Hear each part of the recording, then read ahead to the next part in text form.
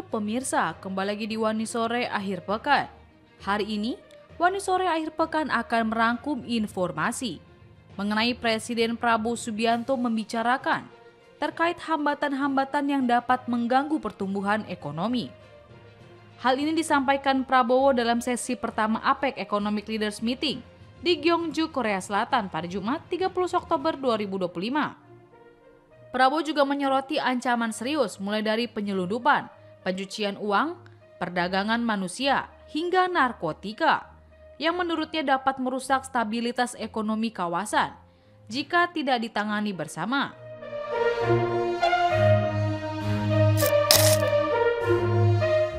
Berita selanjutnya terkait pengamat politik Rocky Gerung menilai bahwa Menteri Keuangan Purbaya Yudi Sadewa belum menunjukkan ketegasan dalam menyikapi dugaan kerugian dari proyek WUSH. Ia menilai pernyataan Purbaya justru terkesan melunakkan tanggung jawab pemerintah sebelumnya, khususnya di masa kepemimpinan Presiden ke-7 RI Joko Widodo atau Jokowi. Baginya, WUSH bukan soal manfaat sosialnya, melainkan kerugian akibat perencanaan yang diduga di markup. Pemirsa, inilah Wani Sore Akhir Pekan selengkapnya.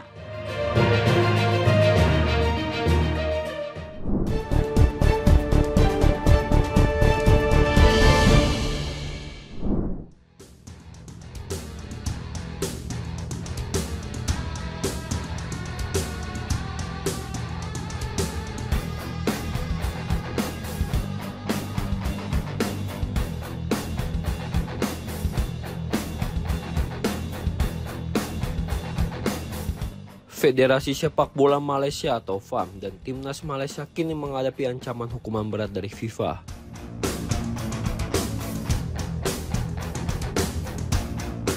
Setelah laporan eksklusif media Argentina mengungkap fakta baru dugaan pemalsuan dokumen naturalisasi pemain.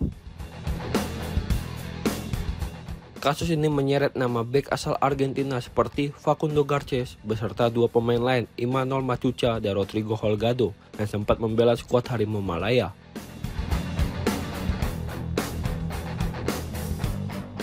FIFA telah resmi menjatuhkan sanksi kepada FAM serta 7 pemain yang terbukti menggunakan dokumen palsu dalam proses naturalisasi.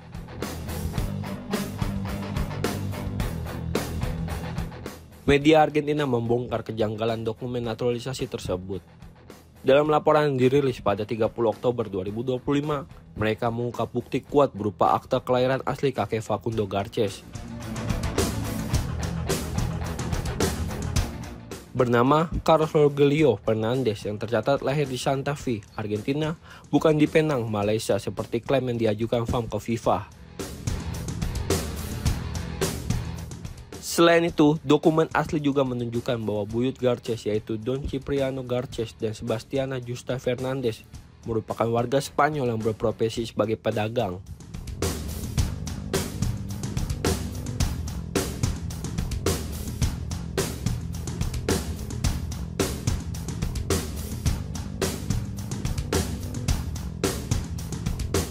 Fakta ini semakin menegaskan tidak adanya garis keturunan Malaysia dalam keluarga sang pemain, sehingga proses naturalisasi dinilai tidak sah. Saat ini 3 pemain berdarah Argentina yakni Garces, Machuca, dan Holgado dijatuhi hukuman larangan bermain di seluruh kompetisi di bawah naungan FIFA selama 12 bulan bersama 4 pemain naturalisasi Malaysia lainnya.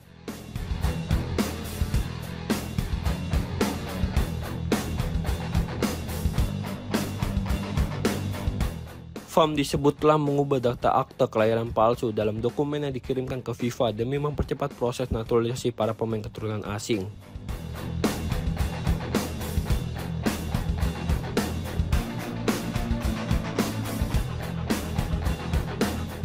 Sementara itu, klub Deportivo Alavés selaku tim yang menaungi Facundo Garces juga telah mengambil tindakan tegas dengan mencoret sang pemain dari daftar skuad musim ini. Garces sendiri baru saja dinaturalisasi Malaysia pada Juni 2025 dan sempat mencatatkan 2 penampilan resmi bersama timnas Malaysia. Hingga kini, FAM tengah menyiapkan proses banding atas keputusan FIFA. Namun, sejumlah pengamat sepak bola menilai peluang Malaysia untuk lolos dari hukuman sangat kecil.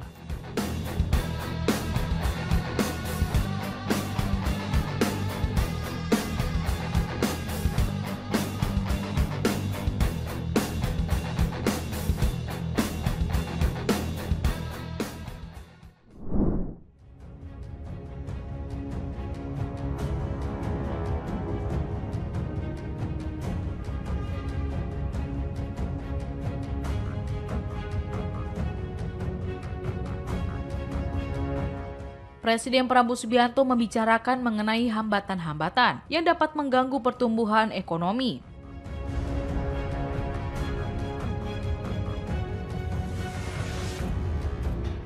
Hal ini disampaikan Prabowo dalam sesi pertama APEC Economics Leader Meeting di Gyeongju, Korea Selatan pada Jumat, 31 Oktober 2025.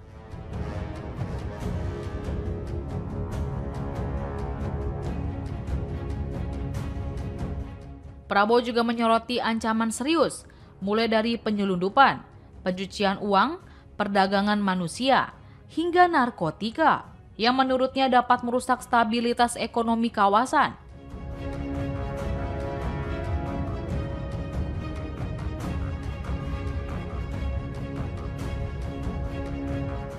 Jika tidak ditangani bersama, Indonesia, kata dia, saat ini tengah berjuang melawan korupsi dan pebisnis-pebisnis serakah demi menciptakan pertumbuhan yang adil.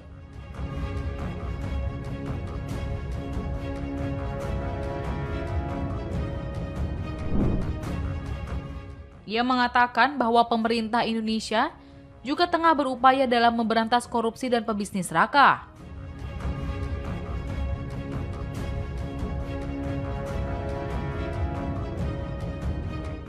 Dengan pengalaman-pengalaman itu, menurut Prabowo, Indonesia siap berperan sebagai jembatan antara ekonomi maju dan berkembang dalam menghadapi tantangan global.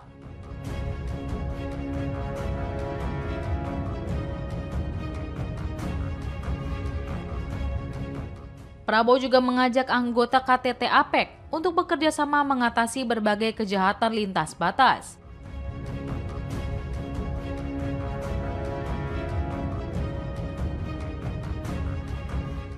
Ia mengatakan pertumbuhan ekonomi harus bersifat inklusif dan menyejahterakan semua pihak.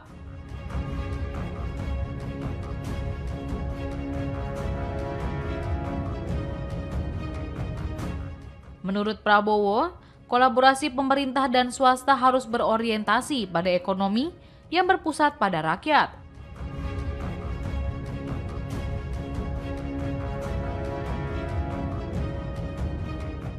Dalam kesempatan itu, Kepala Negara memaparkan langkah nyata yang telah dilakukan Indonesia melalui Program Nasional Pemberdayaan UMKM dan Koperasi.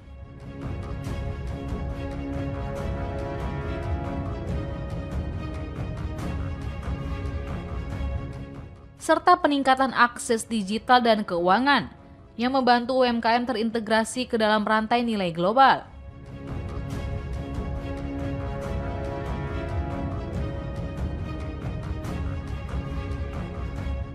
Diketahui Presiden Prabowo Subianto menghadiri KTT APEC 2025 di Hwabaek International Convention Center, Gyeongju, Korea Selatan.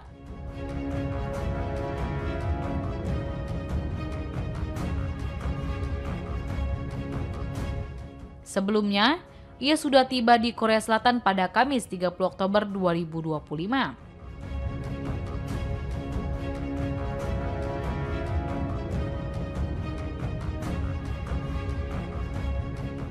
Turut mendampingi Prabowo dalam perjalanan dari Jakarta menuju Korea Selatan, yakni Sekretaris Kabinet Teddy Indrawijaya.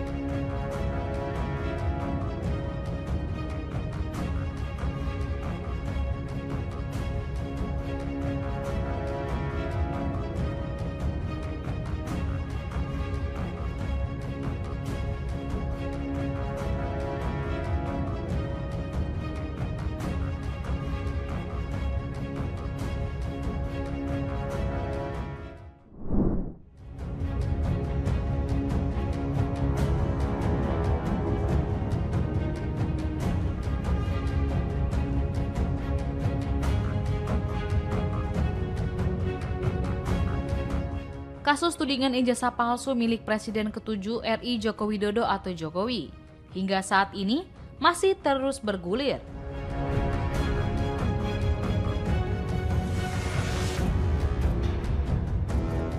Terbaru, Kabid Humas Polda Metro Jaya Brigjen Pol Ade Ari Syam Indradi menyebut sebanyak 117 saksi telah dimintai keterangan, termasuk 4 korban pelapor dan 11 saksi terlapor dalam tahap penyidikan ini.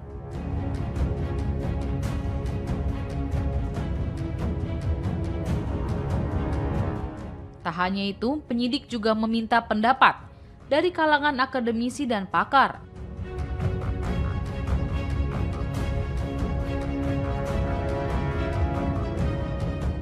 Total sebanyak 25 ahli yang dilibatkan dan dari jumlah tersebut 19 orang telah selesai diperiksa.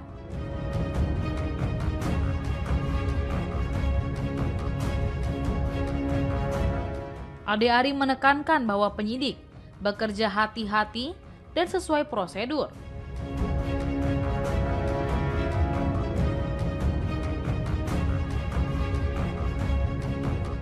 Proses hukum dipastikan berjalan secara objektif dan berdasarkan dengan fakta.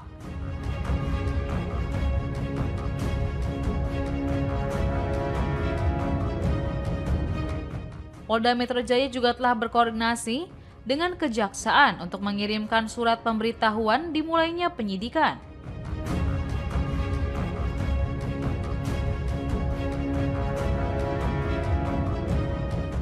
Serta berkomitmen untuk mengusut tuntas kasus ini ditegaskan kembali oleh pihak kepolisian.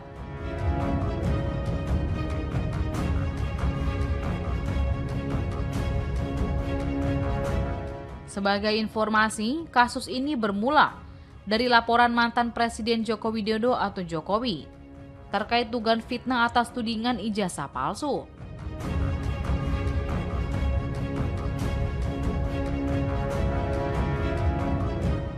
Laporan dilakukan berdasarkan pada pasal 310 dan 311 KUHP, serta pasal 27A, 32, dan 35 Undang-Undang ITE.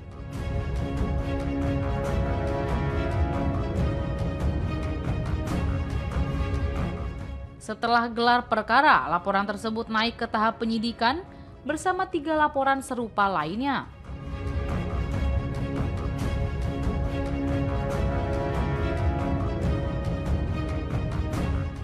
Kendati begitu, sebanyak 2 laporan lainnya telah dicabut.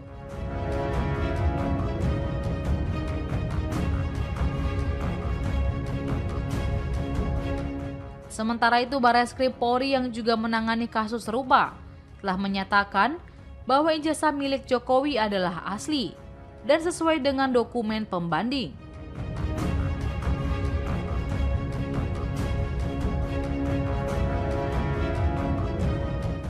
Jokowi sendiri telah diperiksa di Mapolresta Solo pada 24 Juli 2025 dan ijazah SMA serta S1 miliknya telah disita untuk keperluan forensik.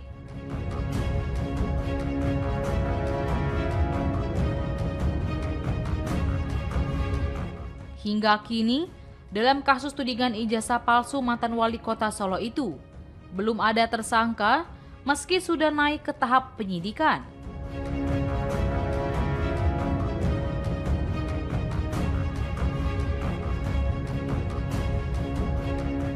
Akankah kasus tudingan ijazah palsu Jokowi bisa menemui titik terang?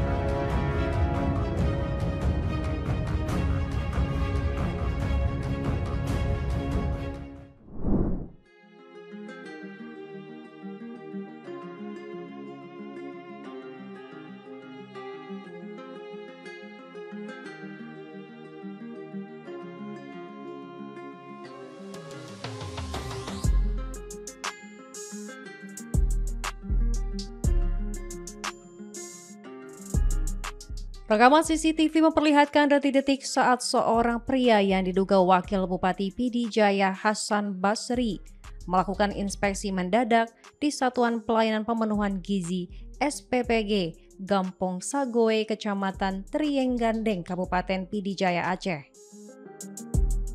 Dalam video tersebut, Hasan Basri terlihat berbicara dengan sejumlah relawan penyedia makanan bergizi atau MBG. Namun, ia tampak tidak mengindahkan penjelasan mereka hingga situasi memanas dan terjadi kericuhan.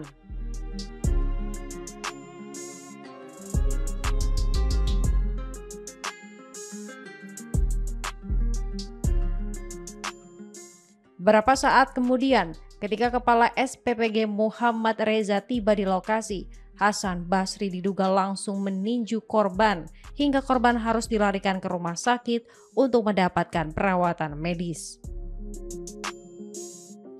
Berdasarkan laporan tertulis yang disampaikan korban kepada Bupati PD Jaya, disebutkan bahwa kemarahan Hasan Basri dipicu oleh makanan untuk anak sekolah yang disajikan dalam kondisi dingin. Dalam kejadian itu, ia disebut sempat meremas nasi sambil menegaskan bahwa makanan tersebut tidak layak saji.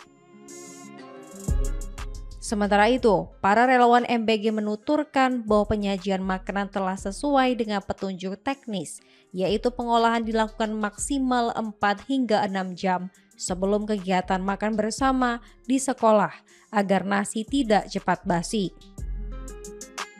Menurut keterangan sejumlah relawan, Hasan Basri tidak mendengarkan penjelasan tersebut dan tetap meluapkan emosinya hingga akhirnya terjadi tindakan kekerasan terhadap Kepala SPPG.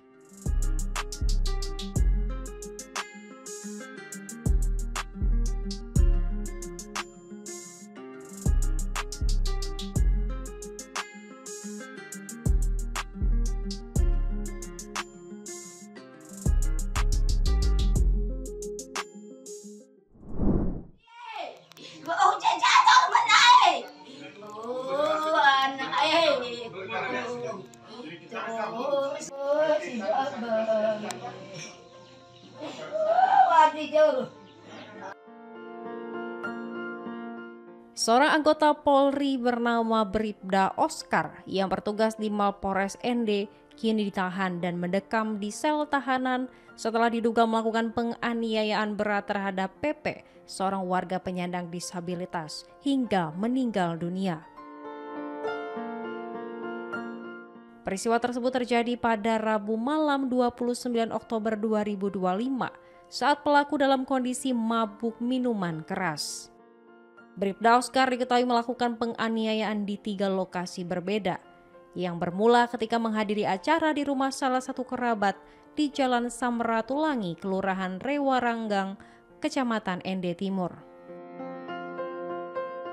Akibat penganiayaan itu, korban sempat dilarikan ke rumah sakit sebelum akhirnya meninggal dunia.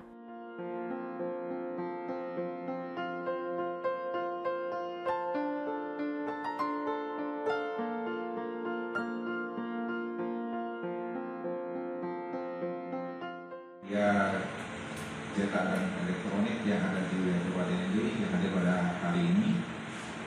Kita sengaja mengumpulkan perkara pada sore hari ini dalam rangka melaksanakan press release kasus yang sedang ditangani, yaitu tindak pidana pembunuhan atau penganiayaan berat yang mengakibatkan mati.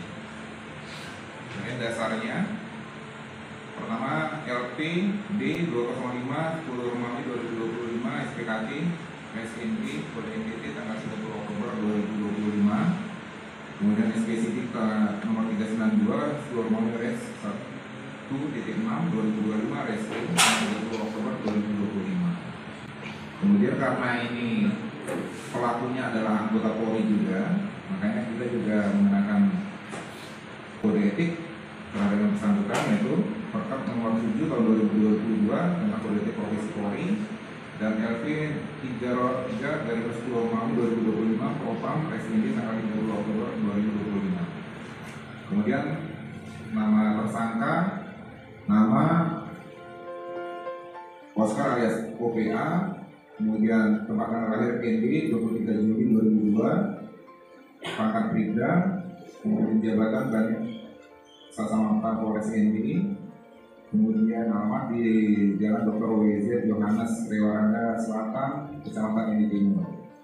Kemudian korban Paulus alias PP atau alias Adi, umur 38 tahun, jenis kelamin laki-laki, alamat Jalan Sampaturangi, Kecamatan Tinggi Tengah, Kabupaten Tinggi. Kemudian ada saksi-saksi, yang pertama ada Yos, kemudian ada Yus, target, saksi yang empat adalah atas nama Opel, kemudian yang lima atas alias Kanis.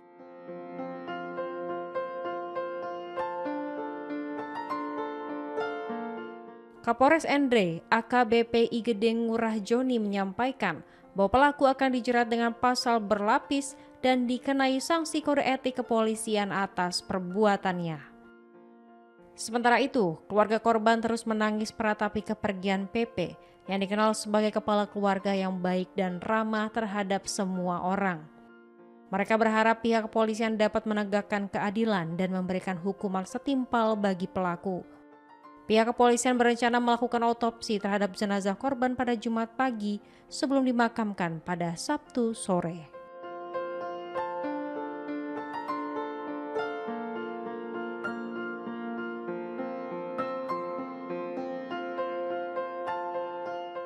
Waktu setelah kejadian langsung dilarikan ke rumah sakit. Iya. Pada saat Bapak ke rumah sakit, itu Bapak lihat bagaimana kondisi korban? Kondisi sudah tidak sadar lagi. Tidak ada luka-luka? Ada. Itu di bagian mana saja? Di bagian lengan, bagian wajahnya, bagian atas kepala, semua banyak di sekitar tubuhnya, banyak luka. Punggung dia. Itu luka-lukanya seperti apa? Apakah luka karena pukulan atau mungkin ada benda tajam atau apa luka-luka? Kelihatan luka yang di tangannya kena benda tajam. Kalau di bagian arah kepala wajah dia mungkin karena benturan benda-benda keras.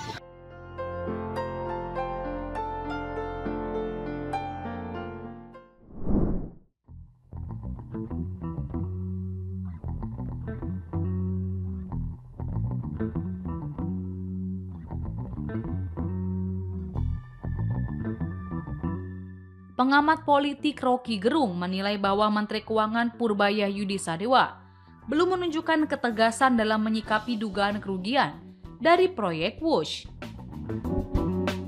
Ia menilai pernyataan Purbaya justru terkesan melunakkan tanggung jawab pemerintah sebelumnya, khususnya di masa kepemimpinan Presiden ke-7 RI Joko Widodo atau Jokowi. Hal ini disampaikan oleh Rocky melalui kanal YouTube miliknya pada Kamis 30 Oktober 2025. Menurut Rocky, publik menaruh harapan besar agar Purbaya bisa mengungkap dugaan salah kelola dan kebijakan yang menguntungkan pihak asing dalam proyek tersebut. Namun, kata dia, justru respons Purbaya dinilai terlalu hati-hati. Rocky menilai jika Purbaya terlalu defensif, publik bisa menilai sikapnya yang tidak tegas dalam mengusut dugaan penyimpangan besar di proyek kereta cepat yang menelan biaya hingga ratusan triliun itu. Baginya, Wush bukan soal manfaat sosialnya, melainkan kerugian akibat perencanaan yang diduga di markup. Rocky mengatakan bahwa pemerintahan Presiden Prabowo Subianto, masyarakat berharap Kementerian Ekonomi dapat berani menelusuri kerugian yang ditimbulkan tanpa khawatir dengan kebijakan rezim sebelumnya.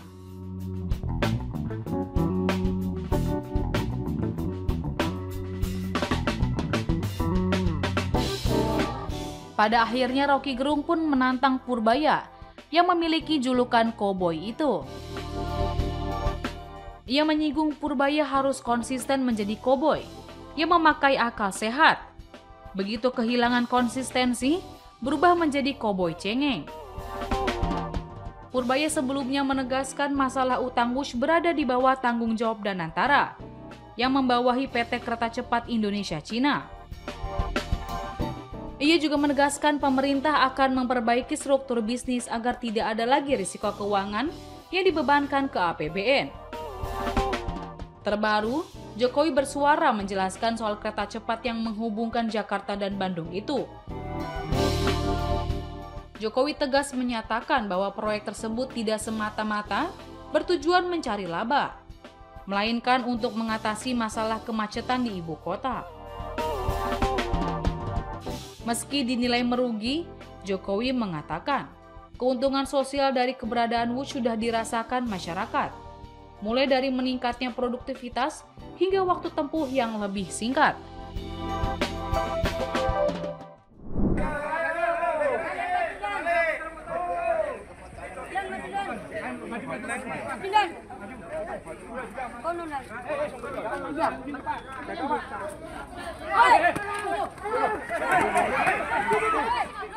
Beginilah detik-detik seorang pelaku pencurian kendaraan bermotor yang dibakar massa setelah tertangkap tangan mencuri motor di Jalan Jor-Joran 3, Surabaya, Jawa Timur, Kamis siang.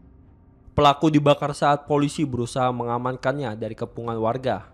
Akibat kejadian itu, pelaku berinisial M, warga Kutisari, Surabaya, mengalami luka bakar di bagian kaki, punggung, dan dada, serta luka lebam di wajah akibat pukulan warga. Setelah api berhasil dipadamkan, petugas Polsek Gubeng langsung mengamankan pelaku dan membawanya ke Rumah Sakit Bayangkara, Polda Jawa Timur untuk mendapatkan penanganan medis. Pelaku mengalami luka bakar hingga 40% dan masih belum bisa dimintai keterangan. Sementara itu, menurut keterangan saksi, pelaku mencuri motor milik Mikedian, warga setempat. Saat itu, motor korban yang terparkir di depan rumah diambil pelaku, namun aksinya kepergok oleh korban dan diterakin maling.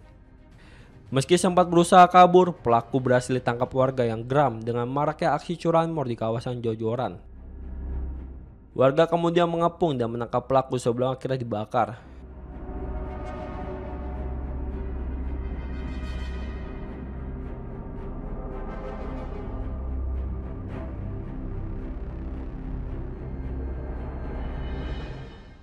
Saya tidur, terus ibu saya ke rumah, bengok-bengok gitu.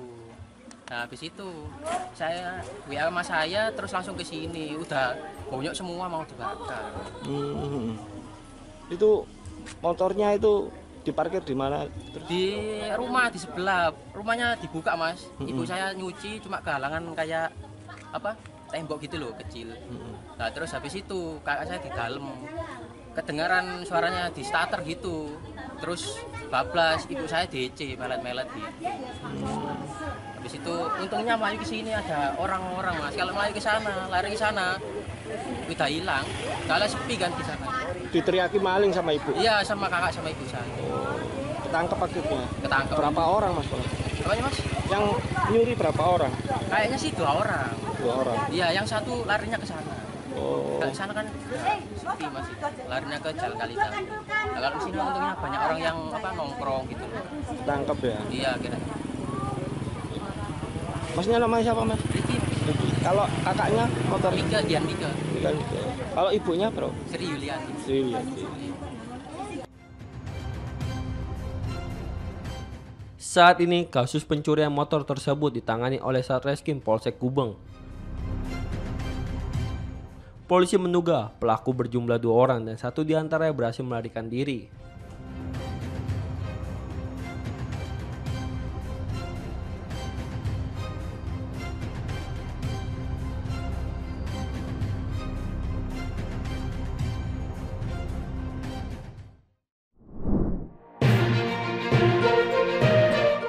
Demikian informasi yang dapat kami sampaikan pemirsa.